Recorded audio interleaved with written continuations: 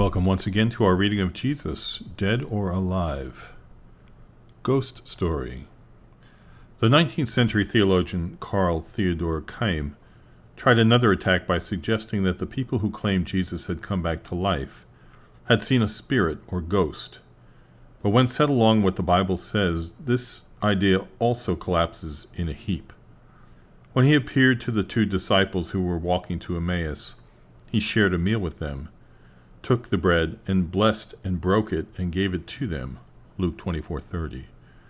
This one incident puts the kibosh on Keim, as ghosts are not in the habit of passing food around.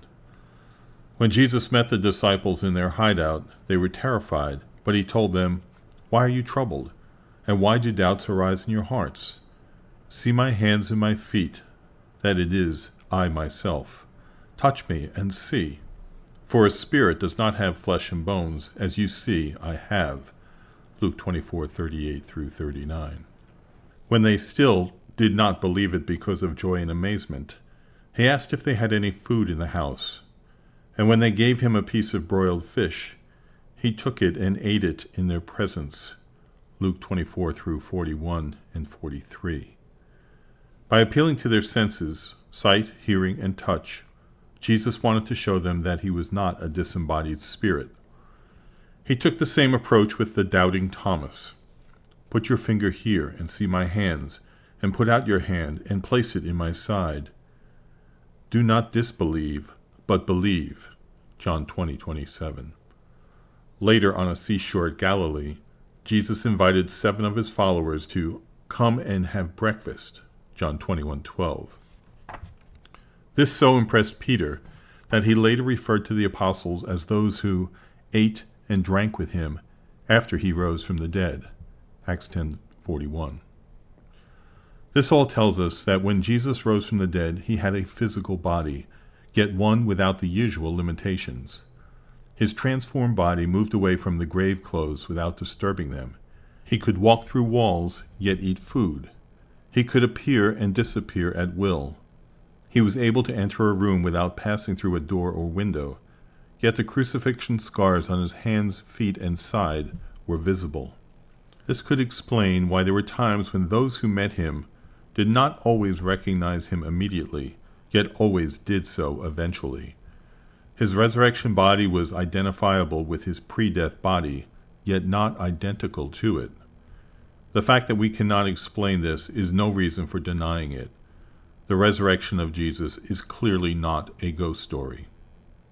The modern British author John Benton is right when he says, "For 2,000 years, people have been trying to come up with the alternative explanations for the resurrection accounts, and nothing even approaching a viable alternative has ever been produced. That is something which speaks for itself." Reinforcing the record. There are 4 easily missed facts that give the resurrection story a further ring of truth. The first is that there is no description of the actual event. This might seem to be a weak link, but it is exactly the opposite. Had the apostles invented the resurrection, it is difficult to imagine them missing the opportunity of including an eyewitness account of it and decorating it with extravagant descriptions. Instead, they say nothing about it. Their silence is significant. Secondly, when Peter went to the tomb on the Sunday morning, he saw the linen clothes lying there, and the face cloth, which had been on Jesus' head, not lying with the linen cloths, but folded up in a place by itself. John 20:6-7. Moments later, John confirms Peter's findings. At first glance, describing how the grave clothes were lying seems irrelevant, but this is not so.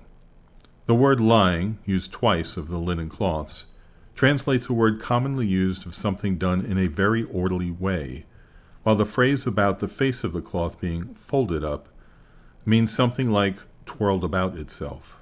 The grave clothes looked something like an empty chrysalis of a caterpillar's cocoon. This would have not been the case if the swoon theory is true and Jesus had recovered from a near-death experience and wrestled out of grave clothes smothered in substances which would have stuck to the body not less firmly than lead. nor can we imagine him stopping to tidy them up as if he were leaving his bedroom for a day's work. Would the grave robbers, the Romans, Jews, or disciples, increase the risk of being caught by taking time to tidy up everything before they rushed out? Instead, the grave clothes looked exactly as they would have done had they subsided when the body was moved away. This was the immediate effect they had on John, who saw and believed. John 20:8. He became the first person to believe that Jesus had risen from the dead, and what convinced him was not merely the absence of the body, but the way the grave clothes were left. Thirdly, the resurrection story gains credibility from the fact that the first time Jesus appeared, it was to a woman. This may seem irrelevant to those of us living in the modern Western world, but in the Middle East 2,000 years ago, it was hugely significant as women counted for very little. As the modern writer Michael Green says, they were nobodies. They were goods and chattels. They could in some circumstances be offered for sale. They could not bear witness in a court of law.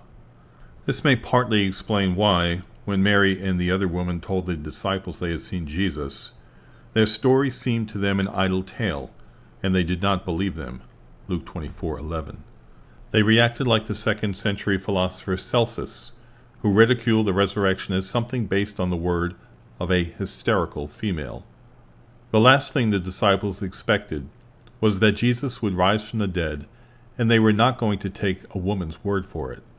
If they had invented the resurrection story, there is no way they would have given females such a leading role. Fourthly, although all 4 Gospels give an account of the resurrection, it is impossible to arrange their accounts into an exact chronological order. What seems like another weakness turns out to be exactly the opposite. If the 4 writers had invented the story, they would have made sure that their versions fitted together perfectly so that they all stayed on message. Instead, they are very different from each other, though unanimous that the grave was empty and that Jesus had been seen alive. Witnesses in a court of law may all give truthful accounts of an incident as they saw it, yet their testimonies may emphasize different details without contradicting the essential truth of what happened. On the other hand, criminals may get together to concoct a story that would hold together when giving evidence in court. Newspaper reports of a sporting event can differ so much that I sometimes wonder when reading them whether the reporters saw the same game, but they all report the final score accurately. In the same way, the 4 major resurrection accounts differ in the details, but not in the final fact. Jesus rose from the dead.